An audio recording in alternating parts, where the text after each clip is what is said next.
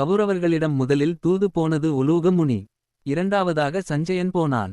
இரு தூதும் தோல்வி அடைந்ததினால் கண்ணனே செல்கிறான். துரியோதனன் ஒரு பிடி மண் கூட தரமாட்டேன் என்று சொன்னான். யுத்தம் தான் என்று முடிவானதும் புறப்பட தயாரான கண்ணன் கர்ணனை பார்த்து இங்கு வா என்றான். உன் அம்மா யாரென்று தெரியுமா என்றான்.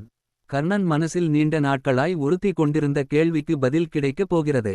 பெற்றெடுத்ததும் பெட்டியில் வைத்து ஏன் அனுப்பினாய், நான் என்ன பாபம் செய்தேன், நான் எவ்வளவு அவமானப்பட்டேன் என்று நினைத்தான். அம்மா யாரென்று தெரிந்தால் நிறைய கேள்விகள் கேட்க வேண்டும் என்று நினைத்தான். பாண்டவர்களில் மூத்தவன் நீ, குந்தி தேவி உன் அம்மா, எங்களனிக்கு வந்துவிடு, ஆட்சி உனக்கு, நீ தான் ராஜா என்றான் கண்ணன். தெய்வமே அழைத்தும் கட்சி மாறவில்லை கர்ணன்.